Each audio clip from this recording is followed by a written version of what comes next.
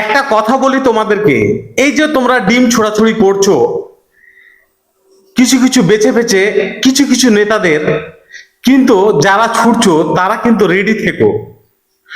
তোমাদেরকে সেই প্রতিশোধ তোমাদেরকে একদিন না একদিন নেবে, কারণ ওদের চোখ আছে তো।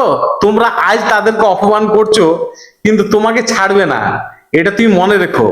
কারণ একজনাকে তুমি অন্যায় করেছে, তার শাসন করবে প্রশাসন, করবে আইন ব্যবস্থা, কিন্তু নিজে নিজে এইভাবে ডিম ছুঁড়ে, হাজারটা ডিম ছেড়ে লোকের সামনে অপমান করছো, এটা তোমরা কিন্তু ঠিক করছো না আমার মনে বলে। কারণ তুমি তাদের নামে কেস ফাইল করো, ঠিক ওরা সাইজ হয়ে যাবে যদি অন্যায় করে থাকে। আর তোমরা কি করছো, এই যে রাস্তাঘাটে শুধু ডিম ছোড়াছুড়ি করছো, এটা কি না? তাই আমি বলছি, আজ তুমি ওকে ডিম ছুটছো, তোমাকেও কাল ছুটবে, রেডি থেকো।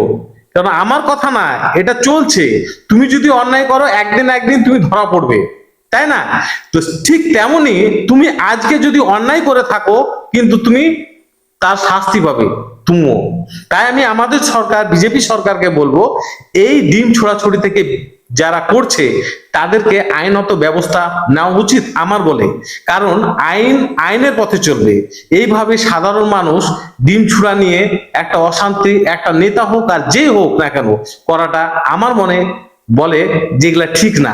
কারণ আপনার আইন প্রশাসন ব্যবস্থা আছে, আপনারা নেন তাকে।